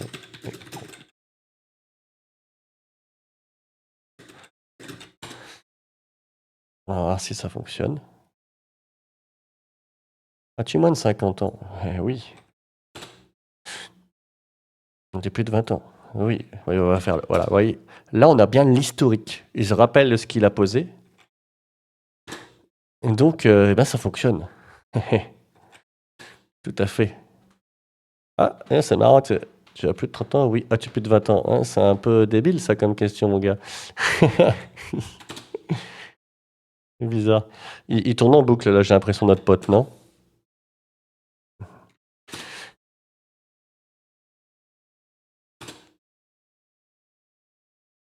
Ah, il n'est pas très efficace. Hein. Bref, ça marche, mais je sais pas ce qui se passe. Il est un peu teubé, on dirait. Mais en tout cas, ça fonctionne. Bref, je vais cut. Ici, je vais cut aussi. Je vais relancer tout ça. Hop. Donc ça fonctionne. On a bien notre API qui répond, parce que si jamais vous n'aviez pas l'historique, vous mettez juste oui comme message, il va dire à quoi? Oui, pourquoi tu me dis oui? Je comprends pas. Là, on a bien l'historique, il se rappelle de la question d'avant. Bon, il est juste un peu bête, pour le coup. Donc ça fonctionne, et maintenant, ce qu'on doit faire, c'est afficher tout simplement les messages de manière un peu plus sympa dans le chat. Hein. On va essayer de faire une interface un peu sympa, plutôt que de l'afficher ici dans le terminal. Donc, on va s'occuper de ça tout de suite. On va revenir donc sur notre application React. On va enlever ce console log ici. Eh bien, on a les datas. Voilà, on est content. C'est vrai qu'on n'en fait rien pour l'instant de ces datas. Donc, voilà, on va les utiliser et on va en faire quelque chose. On va en faire quoi? Eh bien, déjà, on va créer une réponse du même type qu'ici. Tiens, on va même peut-être copier ça. Vous voyez. On va créer une réponse pour le bot. Et donc ici, on va l'appeler iMessage. Et du coup, la réponse qu'on reçoit, data, ce sera le contenu du message. Is user false? Et timestamp. OK. Donc là, on a créé notre variable iMessage ou Gemini Message, vous l'appelez comme vous voulez. Et ensuite, il va falloir faire la mise à jour des states. Donc, il va falloir faire set messages. On va prendre le previous messages, la liste des previous. Et on va faire comme d'habitude, un petit spread operator et on va mettre iMessage. Donc voilà, ça, on rajoute le message qu'on reçoit de notre Gemini et on le rajoute dans la liste des messages qu'on a déjà. Ensuite, on va faire un set chat history. Donc là, ça va être la même chose, le même principe. On prend le previous history et en fait, on va reprendre ce qu'on a écrit là pour pas tout recopier. Voilà, tac. Hop, on va même reprendre plus large comme ça. Voilà, tac. Voilà, et en fait, le rôle ici, c'est modèle. Et ici, ça va être iMessage.content qu'on va passer.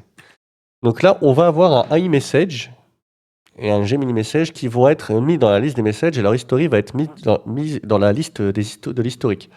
Donc ça, maintenant qu'on a ça, on est content. Et puis, on va coder ici. Voilà, tout simplement. Donc ici, tout simplement, nous allons prendre les messages. Donc on va faire un map, on va parcourir chaque message. Messages.map.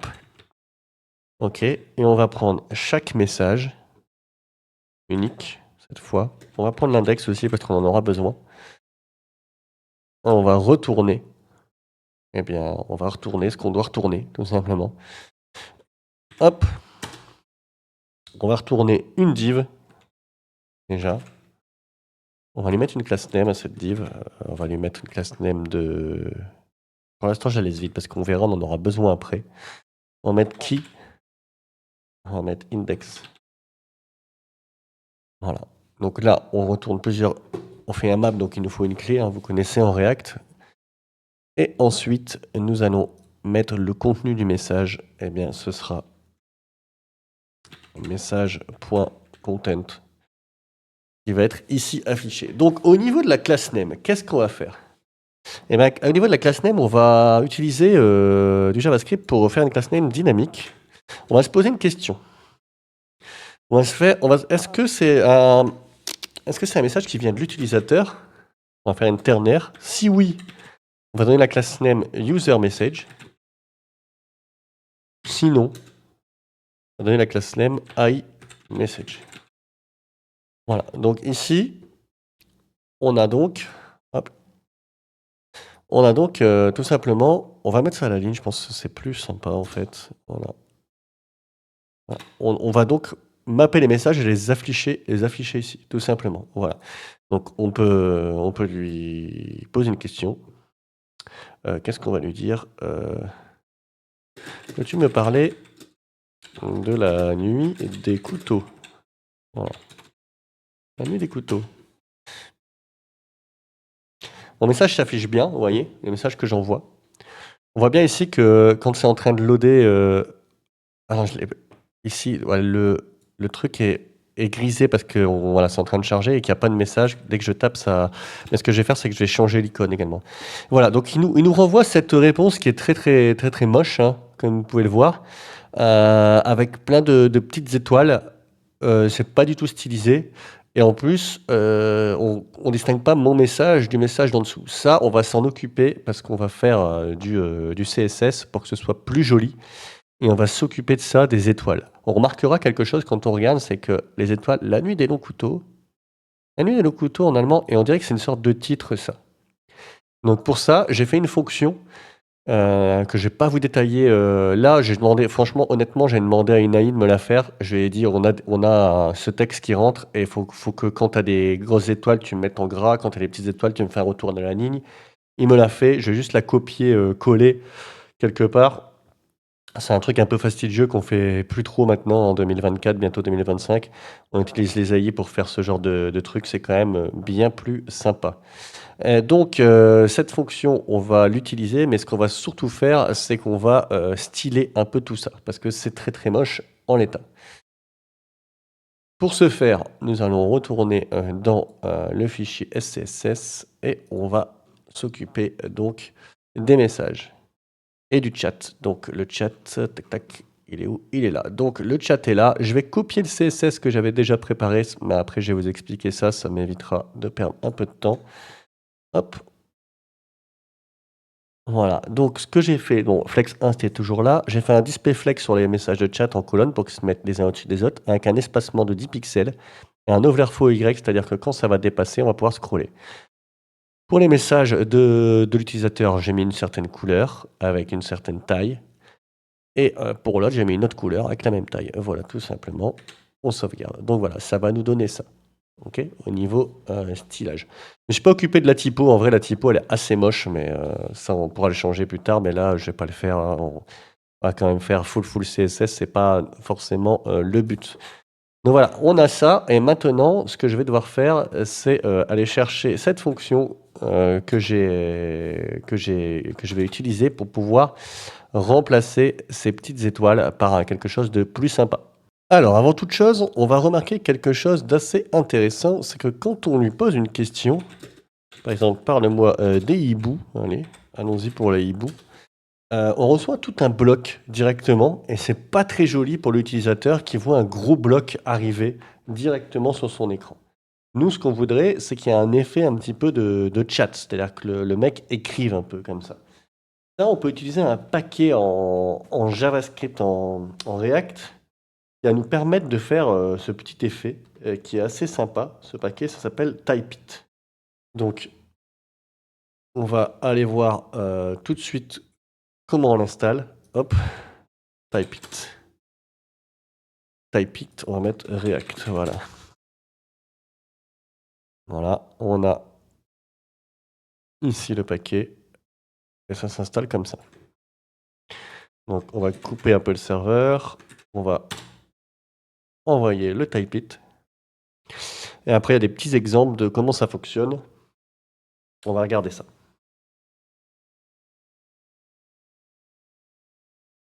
Voilà, ça y est, c'est installé. On relance. Et alors, ce qu'on va faire, c'est qu'on va retourner dans notre chat ici. Et nous allons utiliser Typeit ici pour les messages. Donc, on a donc notre message qui s'affiche et on voudrait, eh bien, là-dedans, en fait, utiliser Typeit sur message.content. Donc, pour ce faire, on va faire une div Typeit. Voilà. Typeit qu'on va fermer. On va aller prendre notre message, on va le mettre dedans. On va l'indenter d'ailleurs. Et ensuite, on va devoir passer des options de Typeit à Typeit. Voilà, tout simplement. Donc ici, on va lui mettre options.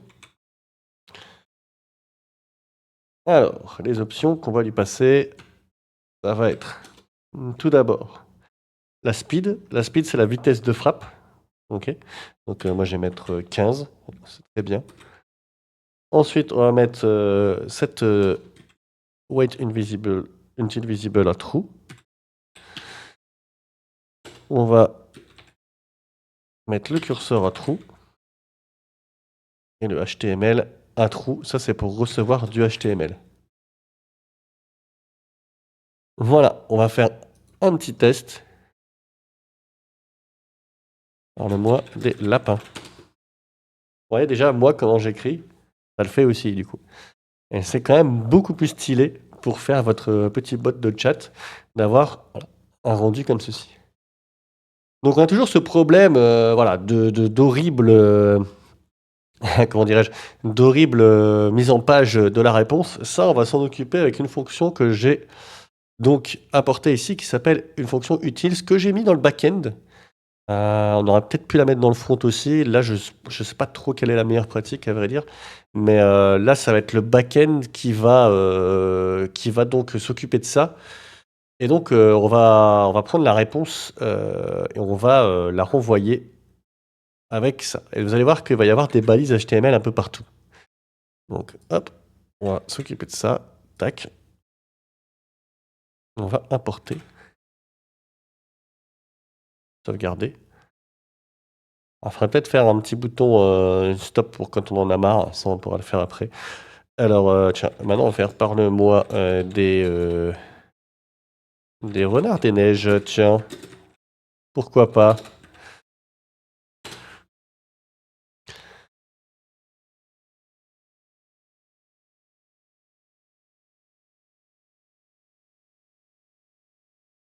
Vous voyez là, on a des balises. C'est pas ce qu'on veut. En fait, on veut qu'elles soient interprétées, ces balises. Normalement, alors je ne comprends pas pourquoi, à vrai dire, normalement, Typeit, quand on lui met HTML à true, il est censé interpréter les balises et nous rendre du HTML et pas rendre les balises. Alors ça, c'est vraiment très très bizarre. J'ai pas compris trop pourquoi ça ne fonctionnait pas. Du coup, on va utiliser quelque chose qui n'est pas forcément très très bien, mais on va le faire quand même pour la démonstration. C'est ceci, Dangerously set. Alors, c'est une propriété React qui, quand elle commence par Dangerously, à mon avis, c'est pas bon. Hein. D'accord.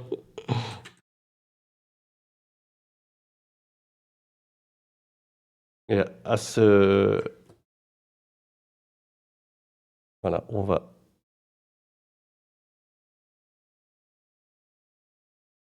lui passer ici le message.content. Et ça, du coup, on va pouvoir l'enlever. Bon, je vais le commenter pour l'instant. Et vous voyez, ici, on a donc le HTML qui est interprété. Donc c'est quand même beaucoup plus stylé. On est d'accord.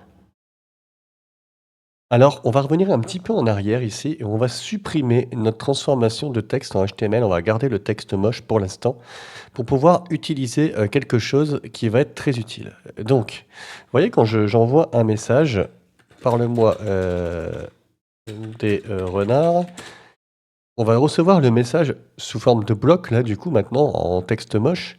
Mais ce qui va se passer, c'est qu'il ne va pas y avoir d'auto-scroll sur la fin du message. Si jamais on envoie un autre, parle-moi des lapins. Voilà, on a notre message qui est là, et puis le message de Gemini, il va arriver en dessous, on va devoir scroller. Et ça, voilà, ici, ça scrolle automatiquement maintenant, vous voyez? Qu'est-ce que j'ai fait pour faire ça? Eh ben, j'ai utilisé tout simplement, hop, une ref. J'ai utilisé une ref, donc j'ai repris mon message comme avant, et j'ai utilisé une ref qui va se mettre à la fin du message. Et pour que ça scrolle automatiquement, donc ici, au début du code, j'ai créé ma ref. J'ai créé une fonction qui scrolle directement à la fin du message et en useEffect, dès que le message il change, enfin ici les messages changent, il va y avoir un scroll automatique. Ça, je peux pas le faire avec ce que j'avais fait avant parce que avant, en fait, si vous voulez, on reçoit toute la donnée et Typeit l'affiche de manière comme si c'était écrit, mais on n'a pas la fin de la diff directement. Je sais pas si vous comprenez, mais du coup, la, la technique de mettre une ref comme ça va pas fonctionner. Donc en fait, il faudrait trouver autre chose pour que ça fonctionne. Et on sonne chez moi. À ce moment-là, c'est parfait. On se retrouve donc quelques minutes plus tard avec cette fonction utile, ce que j'ai créé, qui va nous permettre tout simplement de reformater le texte un peu plus, pour que ce soit un peu plus joli. On va enlever donc tout ce qui se trouve entre les doubles astérix et on va remplacer les simples astérix par un espace. Ce qui va nous donner ça, voilà, parle-moi les renards des neiges, voilà, c'est pas très bien écrit, mais on s'en fout, il comprend, pas le moi, mais il y a des fautes. C'est un truc que j'avais tapé plus tard, la dernière fois, et voilà.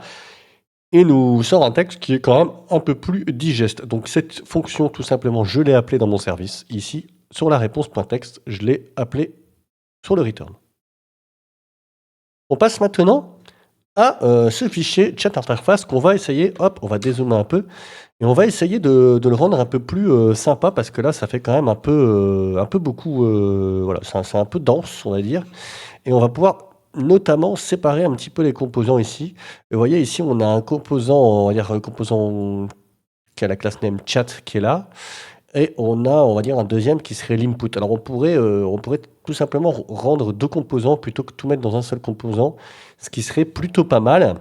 On va commencer par celui-là, qui va être le chat en question. Donc on va créer un nouveau composant ici, un nouveau fichier, chat.tsx.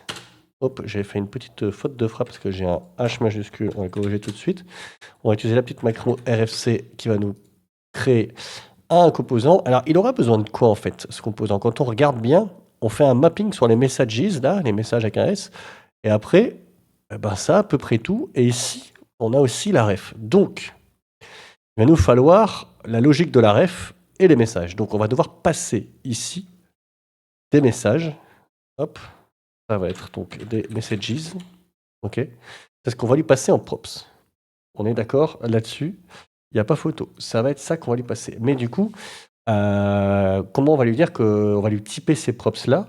Eh ben, tout simplement, on va faire comme ça, voilà, hop. On va faire ceci, et nous allons lui dire que les messages qu'on lui passe, eh ben, c'est de type message array. Ça, on va devoir l'import, bien entendu. Alors, pourquoi il veut pas me l'import? Ça, c'est très bizarre. Hop.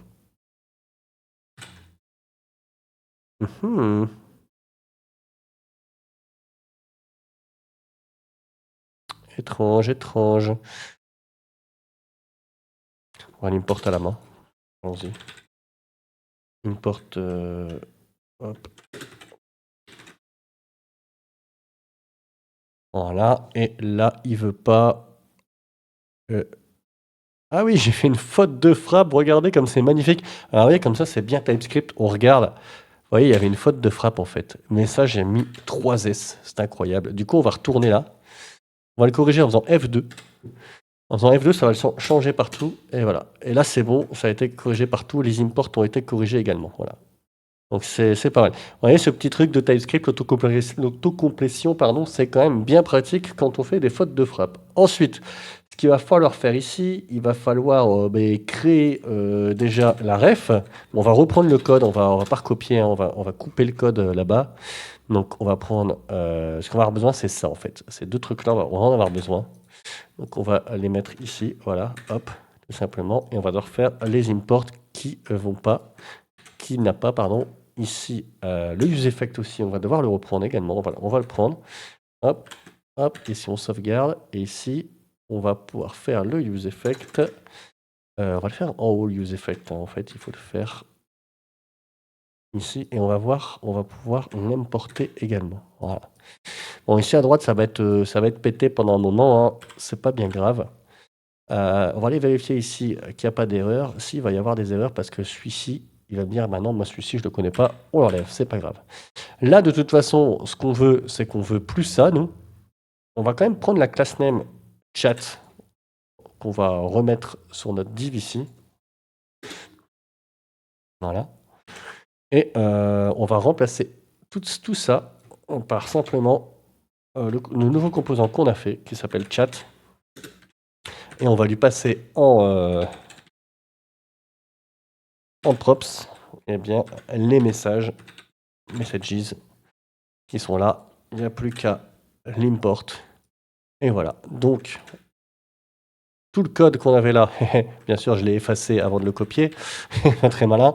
Donc, je vais le copier d'abord. Hein. Ce sera mieux. Et puis après, voilà, on remet ça. Très bien. Donc, tout le code qu'il y avait là, pouf, on va aller le chercher. On va le remettre ici. OK. Et maintenant qu'on a ça, et ben écoutez, on est pas mal content. Je pense que c'est pas mal. Normalement, ça devrait fonctionner. Eh bien, parle-moi des ours des Pyrénées. C'était comme ça, Pyrénées. Il y a peut-être une majuscule aussi, mais ça devrait aller. Bref, on teste ça. On va regarder si ça marche encore, hein, bien sûr. Vu qu'on a... Voilà. Oh, super. Alors, OK. Merci, peux-tu m'en dire plus? Non, on vérifie hein, toujours que il a toujours l'historique de ce qu'on fait avec lui. Alors, c'est un petit peu loin pour répondre. Vous voyez, là les logs, il faudrait que je les enlève également. Hein, ce serait pas mal. Voilà, donc. Ça marche bien. Par contre, oh, j'ai l'impression que l'histoire de la ref, là, ça marche pas très bien. On va... Alors, y a-t-il une différence avec les ours de Sibérie? Bon, je sais pas s'il y en a en Sibérie des ours, mais en fait, ce que je veux, c'est que ça scrolle là. C'est pour ça que j'envoie des messages quand il va m'envoyer un message. Mais non, ça ne scrolle pas parce que je n'ai pas mis le message je n'ai pas mis la ref. Donc forcément, ça va pas marcher. Eh ben oui, ça ne peut pas fonctionner si vous ne mettez pas ça. Ah oui, et oui. Et ref égale. Hop, ref égale. Eh ben ref égale ça en fait. Hein. Voilà, tout simplement. Ça ne peut pas marcher. Et là, ça marche, vous voyez. Merci, mon ami. Et les ours des USA sont-ils pareils? Et là, ça scrolle automatiquement. Vous voyez, j'avais oublié de mettre la ref. Hein, voilà, donc, il faut toujours vérifier ce qu'on fait. C'est la preuve. Et voilà, ça scrolle. Donc, on a réussi à faire un nouveau composant on a un petit peu simplifié notre code ici. Et maintenant, on va s'occuper de celui-là. C'est parti. Concernant ce composant, on va l'appeler input. Le composant input, regardez, il va avoir besoin de pas mal de choses. Hein. Il va avoir besoin d'une input message déjà, hein, qu'on va avoir ici. Il va avoir besoin des fonctions également. Il va avoir besoin de pas mal de choses, de isLoading. Il va vraiment avoir besoin de plein de choses qu'il va falloir penser à passer au composant. Eh bien, allons-y, on va créer ce nouveau composant qu'on va appeler On va l'appeler input.tsx, voilà. Et on va faire un petit RFC pour avoir notre composant input. Ce qu'on va faire, c'est qu'on va prendre, on va prendre cette div-là. Voilà, ce sera très bien. On va remplacer ça par... Voilà, donc là, ça va être une div.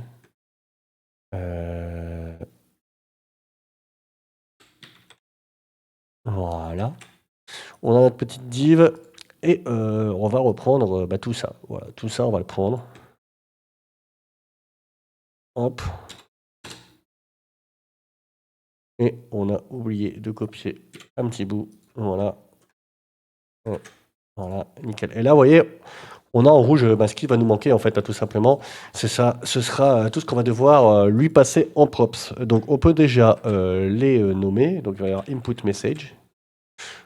Il va y avoir handle input change, handle key down, handle send message, is loading. Et c'est déjà pas mal. Maintenant, il va falloir donner un type à tout ça. Alors, on va donner un type, on va créer un type à part. Hein, on va l'appeler input props. Et on va aller typer ces input props dans nos modèles qui étaient là. On va export. Export type. On a oublié type. Input props. Et on va reprendre ce qu'on avait, la liste qui est là. Donc on va copier-coller tout simplement. Hop. On va regarder. Hop. Hop. Alors déjà c'est bizarre, c'est que j'ai oublié une virgule là. Hop, hop, hop, hop, hop, voilà. Ici on a oublié une virgule, regardez, hop, check. Donc on recommence. Et on va mettre un point virgule déjà. D'abord, définissons de quoi il s'agit. Donc ici, cette string, ça va être des fonctions, ça c'est un booléen. Voilà. Alors, souvent, ma petite astuce, c'est quand vous ne savez pas trop quoi mettre comme fonction, parce que ici, regardez, quand on regarde handle input change, on va regarder cette fonction-là. Elle est où, handle input change? Elle est là, vous voyez, c'est une fonction qui prend en paramètre ceci et qui ressort void. Donc, vous pouvez mettre ici que c'est une fonction qui va... voilà, on peut reprendre en fait tout simplement la signature qu'on a ici. Une fonction qui prend ça en paramètre et qui sort void. Donc, on peut dire, voilà, ça va faire une fonction comme ça. Bon. Ici, vous avez la signature, vous l'avez reprise et vous l'avez mise là, tout simplement. Donc, on va faire la même chose ici. Sur handle key down.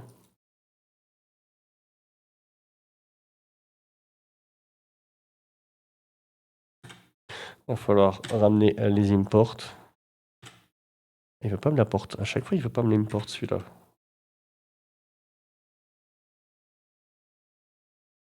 Et alors, la prochaine, handle send message, c'est un peu plus compliqué sur celle-là. D'ailleurs, elle n'était pas forcément bien typée non plus dans le code. Elle n'était même pas typée du tout. Parce qu'en fait, on va retourner une promesse sur celle-là. Non, c'est handle send message. C'est bien celle-ci. Handle send message. Regardons comment on peut la typer. Tiens, ça peut être intéressant.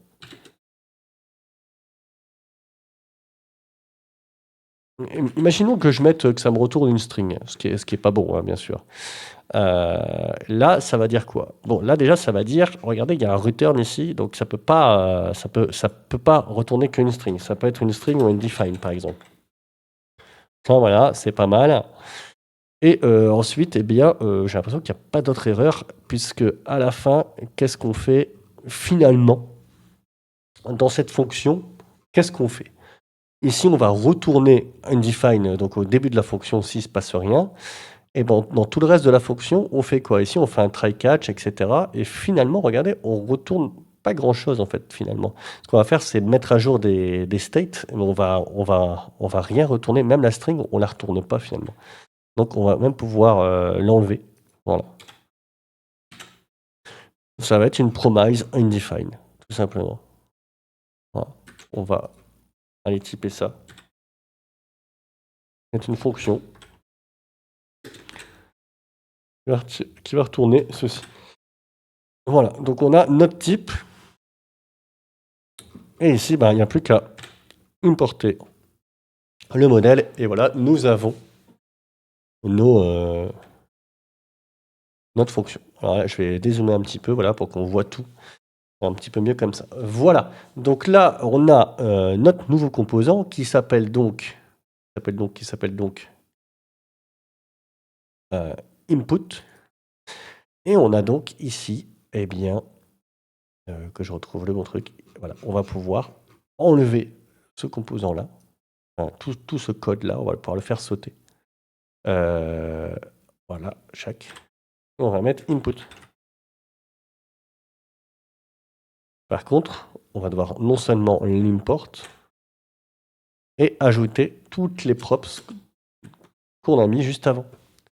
Donc, il y avait quoi comme props? Il y avait input message.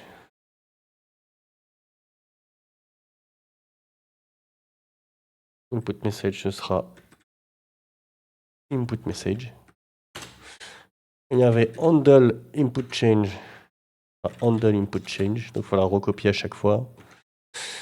Il y aura handle keydown, qui sera handle keydown.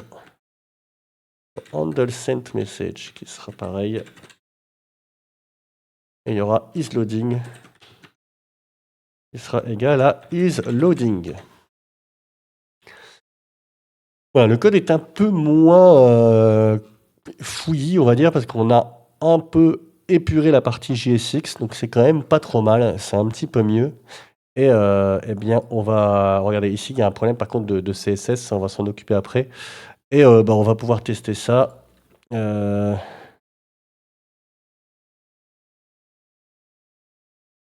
avec les pandas, N majuscule au lieu de point d'interrogation, ce qu'il va comprendre. Suspense. Les pandas ne sont pas des ours, ouais, donc on est toujours dans la conversation. Donc vous voyez, ici, on a réussi donc à avoir un code un peu plus lisible. On sépare les composants, chaque composant fait son petit truc, et c'est très bien. Voilà.